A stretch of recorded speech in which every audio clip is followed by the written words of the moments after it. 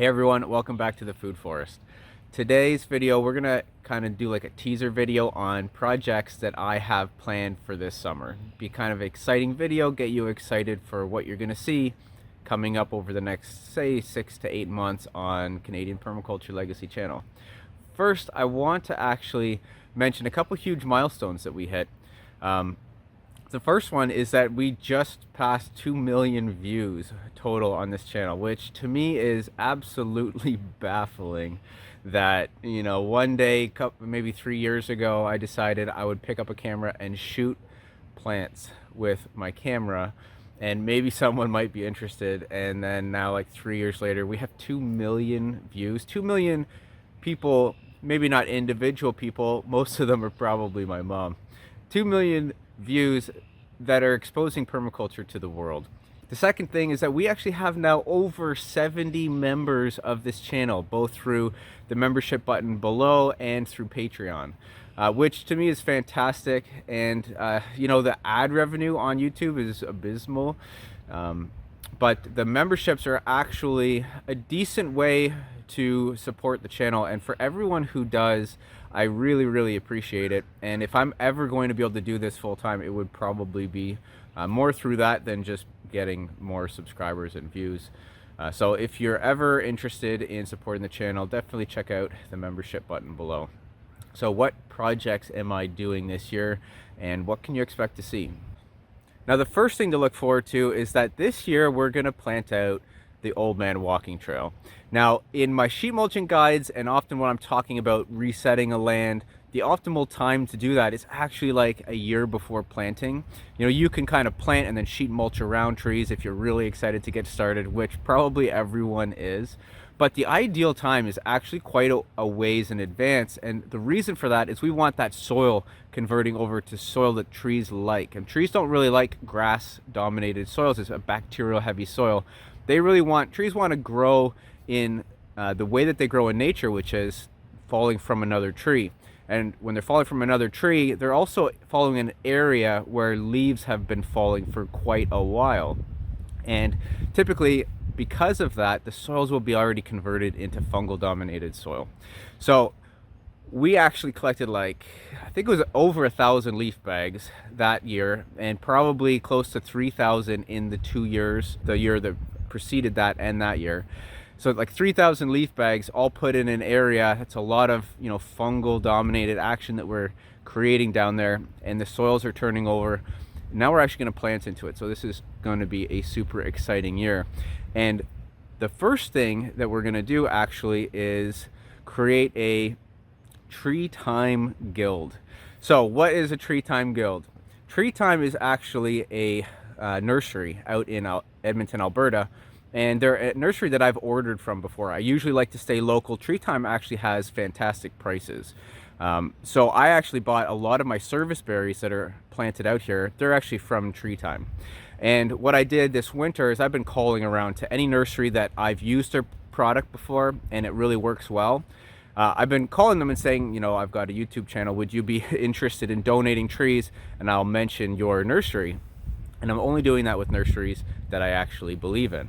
Well, Tree Time actually got back to me and said they'd be very excited to do that. And we decided that with my Old Man Walking Trail area, that we are going to plant that out now, and we're going to actually create a Tree Time guild. I've decided based on the trees and where they like to kind of go with, you know, sun, wind, wetness, dryness, and I'll go step by step through why I selected different areas for each different tree, and that'll be a really interesting video, I think.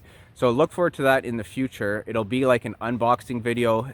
I'll put that video out as soon as I get my product from Tree Time, and then we're going to talk about how to design a guild, how to put different species in different areas, and the thought process that I go through when I'm designing my own guild. So I think it's a great way to kind of, you know, work with me, and we'll go through that step by step. Hopefully that helps you guys when you're starting your own guilds. The second thing we're doing is we're actually going to remove some of the cedars on the south side of the pond. Now, originally when I'd started my food forest, I had thought that cedars were kind of this junk tree that doesn't really do anything. And it's because all around here, there's cedar monoculture, and wherever there's cedar monoculture, there's no animal activity at all. Turns out, after a couple years of doing more research on cedars, there's actually a lot of habitat that cedars create because they stay green all the time and they offer protection for birds. They're actually one of the most important trees for getting early nesting sites for birds. So we are definitely not going to get rid of all the cedars and replant it with a expanded food forest. But what I did was I contacted another woodworker who does permaculture type stuff, and they make furniture with cedar. They make cedar posts. They use it in their animal agriculture. They create structures with the cedar. So I know that this wood isn't just going to get used, like chopped down and not used. The wood and the carbon in the wood is actually going to get sequestered in buildings and furniture, and it's going to help somebody else. So we are going to have them come selectively remove parts of the cedar. And what we're going to do is take that section of my forest from a cedar monoculture. We're going to turn it into a polyculture food forest permaculture guild. I think this project is going to be very interesting because a lot of people sometimes ask me through comments, I'm looking to buy land, but I can only buy heavily forested land. How should I develop that? I have to clear a little bit for a house, but then what? How do I start my food forest when I have an existing forest?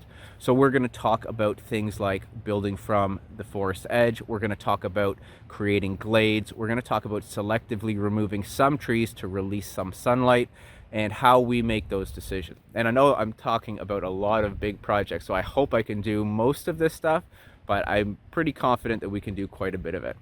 And the third thing that we're going to do this year is we're going to really work on fleshing out the herbaceous layers of both the food forest and the pond area. I'll talk about the seeds and the plants that I'm selecting and things that I know work really well here. After doing this for 5 or 6 years now, I kind of have a good idea of what plants thrive here, what plants don't, and building as much diversity as I can, but at the same time using plants that I know work really well here, some bulletproof plants. So if you guys want a list of bulletproof plants for the Southern Ontario area that attract wildlife, attract beneficial pollinators and beneficial insect predators, then you're going to definitely want to check out that video that's coming up later on this year.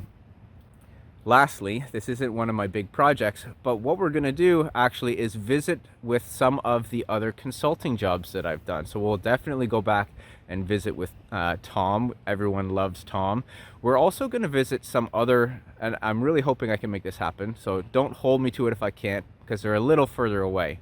But we're going to try to visit with some other consulting jobs that I did last year, and we're going to follow up with those and see how their sites are developing. They're all kind of urban permaculture, so it'll be really good content for anybody that's in an urban setting and doing urban permaculture. Plant design, how you deal with existing trees, limited space, and trying to get functionality out of stuff, as well as actually creating a food forest on your property. Oh, and there's actually one more thing. I've also been calling around to different products for composting, and I think we've also secured another sponsor for this channel, and it's a composting product that should help people who live in apartment buildings or areas where you just don't have room to put a giant 3 foot by 3 foot composting pile. You can do composting right in your kitchen. It's not vermiculture. It is also not bokashi. It's actually something else, and we will actually do a true honest review of their product. I'm not going to say this thing is amazing if I don't like it. So we're waiting for that to get delivered to us. We'll do a full review of that, and I'll give you my thoughts and opinions on how that works. So that could be another option for people who want to close the loop but don't have necessarily a lot of land to do it.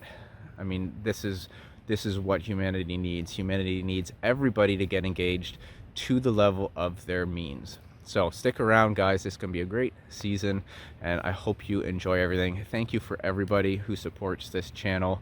If you want to support the channel, check out the membership button below, and also another way is to support through Patreon. Thanks, guys. I'll see you on the next one.